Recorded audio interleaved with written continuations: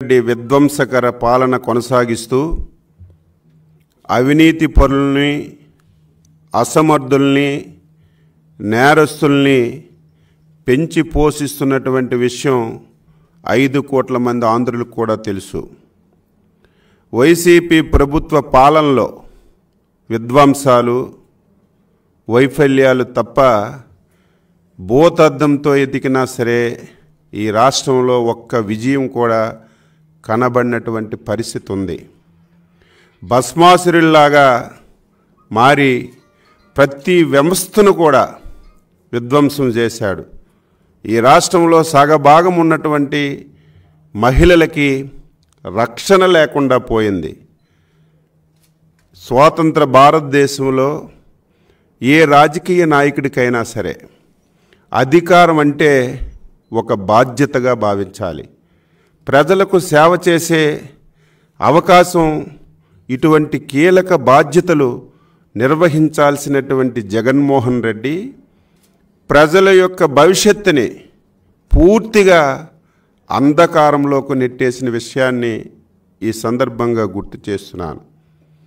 దేశంలోనే అత్యంత కీలక పాత్ర పోషించినటువంటి గ్రామానికి పట్టుగమ్మలు, గ్రామ పంచాయతీలని ప్రతి ఒక్కరూ మాట్లాడుతున్నటువంటి గ్రామ పంచాయతీలని పూర్తిగా, స్థానిక సంస్థల్ని పూర్తిగా నిర్వీర్యం చేసి ఈయన ఒక్క పైసా ఇవ్వకపోవడమే కాకుండా కేంద్ర ప్రభుత్వం ఇస్తున్నటువంటి ఏదైతే ఫైనాన్స్ గ్రాంట్స్ అన్నీ కూడా 9,000 కోట్ల రూపాయలు దేశంలో దొంగలు పడినట్టుగా పంచాయతీ అకౌంట్ల పైన ఈ జగన్మోహన్ రెడ్డి పడి మొత్తం 9,000 కోట్లు దారి మళ్లించిన విషయాన్ని కూడా రాష్ట్ర ప్రజలకి తెలియజేస్తున్నారు. గ్రామాల్లో పూర్తిగా అభివృద్ధి నిలిచిపోయింది. గ్రామాల్లో ఎక్కడ పారిశుధ్యం లేదు.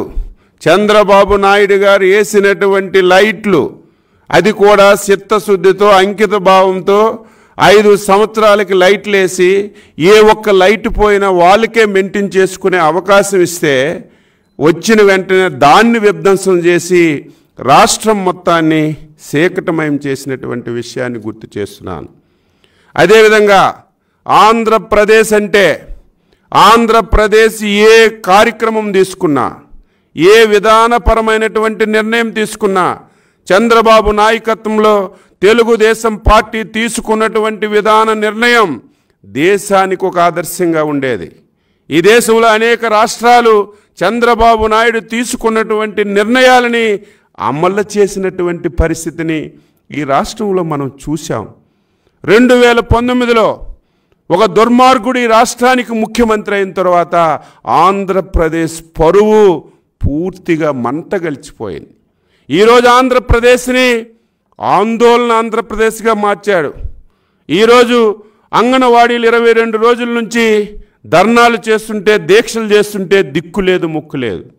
ఈరోజు పారిశుధ్య కార్మికులు ఈరోజు దీక్షలు చేస్తుంటే దిక్కు లేదు.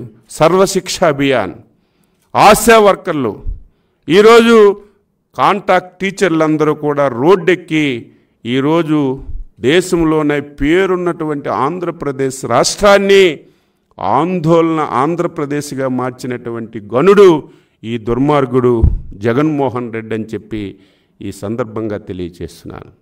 అందుకే తెలుగుదేశం పార్టీ ఈ విషయాలన్నీ ప్రజల్లోకి తీసుకువెళ్ళాలి. ఇప్పటికే తీసుకువెళ్ళాం, చివరి దశలో ఉంది. 100 రోజుల్లో ఎన్నికలు వస్తున్నాయి. ఈ 100 రోజుల్లో ఈ విషయాలన్నీ కూడా ప్రజల్లోకి తీసుకువెళ్ళాలని, ప్రజలను చైతన్యపరచాలని ఒక కార్యక్రమాన్ని జాతీయ పార్టీ అధ్యక్షుల నాయకత్వంలో తెలుగుదేశం పార్టీ తీసుకున్న విషయాన్ని కూడా మీ అందరికీ తెలియజేస్తున్నాను.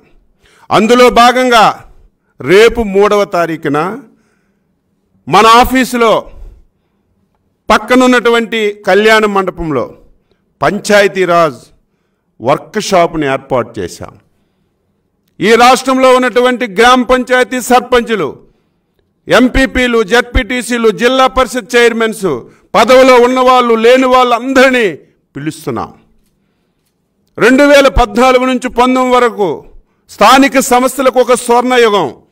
ఒక సర్పంచ్కి చేసినా, ఎంపీపీకి చేసినా, జిల్లా పరిషత్ చైర్మన్కి చేసినా ఆ గౌరవాన్ని తీసుకొచ్చినటువంటి పార్టీ ప్రభుత్వం తెలుగుదేశం ప్రభుత్వం. ఈ 4 సంవత్సరాలు 7 మాసాల్లో నిర్వీర్యం చేశారు. ఈరోజు వీరు ఏ రకంగా నిర్వీర్యం చేశారో ఒకసారి చెప్పడం, రేపు అధికారంలోకి వచ్చిన తర్వాత మళ్ళీ స్థానిక సంస్థల్ని ఏ విధంగా బలోపేతం చేస్తాం, నిధులు ఏ రకంగా ఇస్తాం, విధులు ఏ రకంగా ఇస్తాం, వారి గౌరవాన్ని ఏ రకంగా పెంచుతామో ఒక మెసేజ్ ఇవ్వాలని చెప్పి రేపు వర్క్షాప్ కూడా ఏర్పాటు చేసుకున్నాం. ఈరోజు రాష్ట్రంలో సగభాగం ఉన్నటువంటి బలహీన వర్గాలు బాధ, ఆవేదన కలుగుతుంది. ప్రతి వాడు మాట్లాడతాడు. ఈ జగన్మోహన్ రెడ్డి మాట్లాడతాడు, బీసీలు అంటే బ్యాక్వర్డ్ క్యాస్ట్ కాదు, బ్యాక్ బోన్ అని. మాట్లాడడానికే మాటలు. స్వాతంత్ర భారతదేశంలో ఈ 5 సంవత్సరాల్లో ఎప్పుడు కూడా బీసీల మీద ఒక ప్రభుత్వం, ఒక నాయకుడు ఇటువంటి దమనకాండ ఎప్పుడు కూడా చేయలేదు. 4 సంవత్సరాలు 7 మాసాలుగా బీసీల మీద దమనకాండ కొనసాగిస్తున్నాడు. బీసీలుగా పుట్టడమే తప్ప, ప్రభుత్వం చేసినటువంటి అరాచకాలు ఎత్తి చూపడమే తప్ప, ఎత్తి చూపితే కేసులు, జైళ్ళు, అరెస్టులు, రిజర్వేషన్లు లేవు.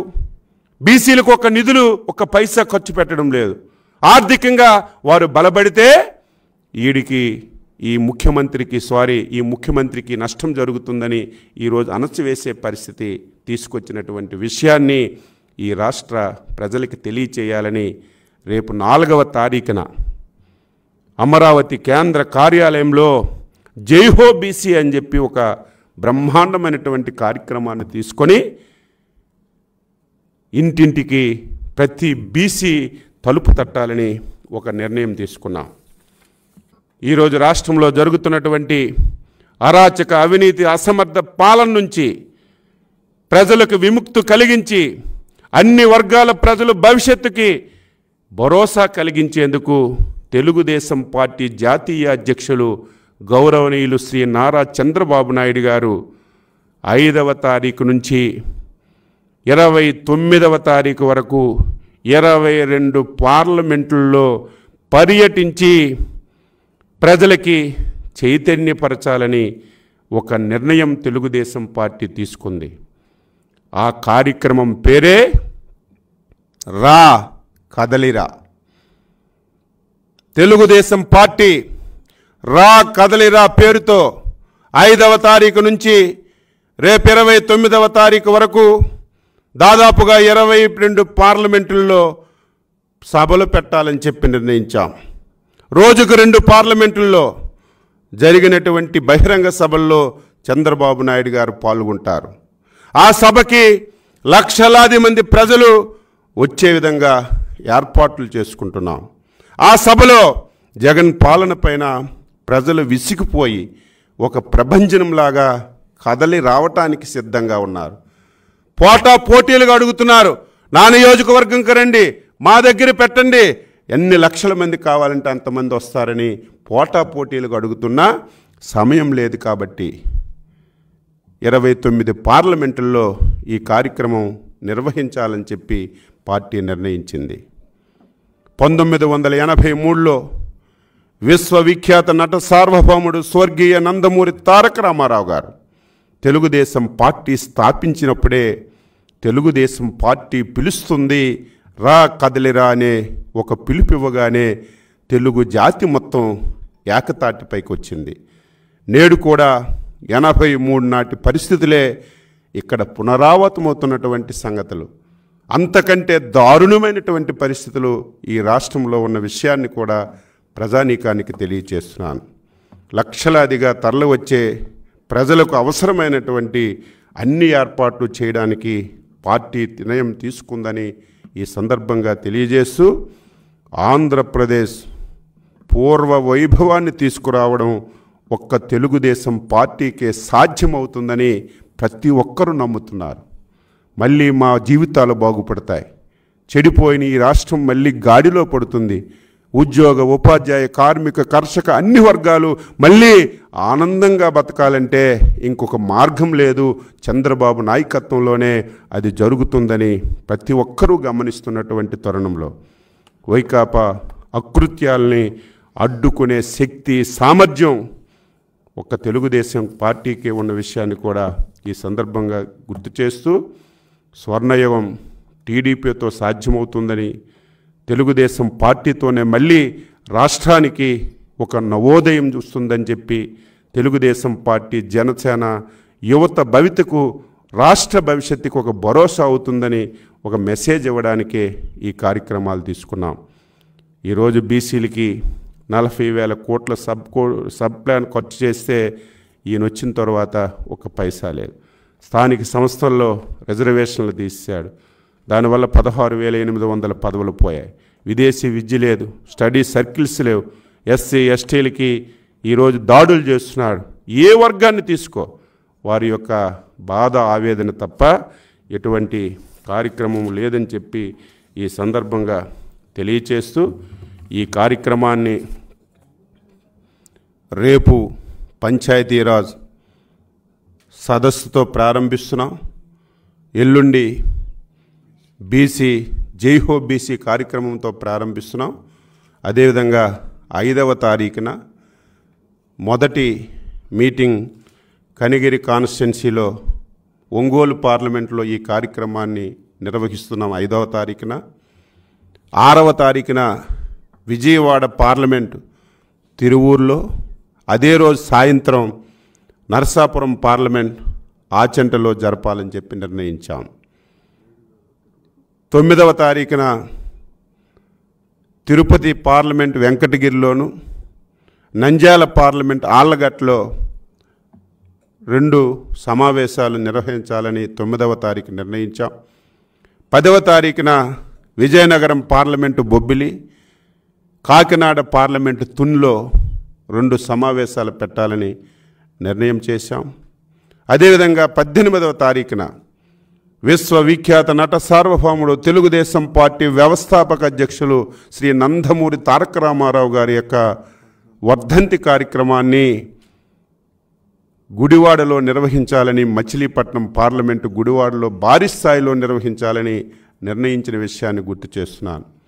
19వ తారీఖున జీడీ నెల్లూరు, చిత్తూరు పార్లమెంట్లో జీడీ నెల్లూరులో చేస్తున్నాం.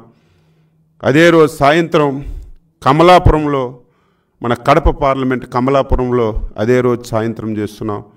20వ తారీఖున అరకు పార్లమెంటు అరకు వ్యాలీ, అదేవిధంగా అమలాపురం పార్లమెంటు మండపేటలో 20వ తారీఖున చేస్తున్నాం.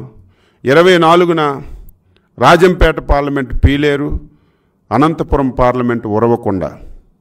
25వ తారీఖున నెల్లూరు పార్లమెంట్ కొవ్వూరు అసెంబ్లీలో, కర్నూలు పార్లమెంట్ పత్తికొండ అసెంబ్లీలో 25వ తారీఖున, 27వ తారీఖున రాజమండ్రి పార్లమెంటు గోపాలపురం, గుంటూరు పార్లమెంటు పొన్నూరు, 28వ తారీఖున అనకాపల్లి పార్లమెంటు మాడుగుల, శ్రీకాకుళం పార్లమెంటు టెక్కలి, 29వ తారీఖున ఏలూరు పార్లమెంటు ఉంగుటూరు, బాపట్ల పార్లమెంటు చీరాలలో ఈ సమావేశాలు పెట్టాలని నిర్ణయం చేసిన విషయాన్ని మీ అందరికీ ఈ సందర్భంగా గుర్తు చేస్తున్నాను. ఈ 5వ తారీఖు నుంచి 29వ తారీఖు వరకు ఈ కార్యక్రమాలన్నీ భారీ స్థాయిలో జరుగుతాయని ఈ సందర్భంగా తెలియజేస్తూ, దీనికి ప్రజలందరూ సహకరించాలి. స్వచ్ఛందంగా ప్రతి ఒక్కరూ కులాలకు అతీతంగా, మలాతకు అతీతంగా, జాతులకు అతీతంగా, ప్రాంతాలకు అతీతంగా వాలంటరీగా వచ్చి ఈ సభని విజయవంతం చేయాలని చెప్పి రాష్ట్ర పార్టీ తరఫున ప్రతి ఒక్కరికి కోరుతూ అందరికీ నమస్కారం.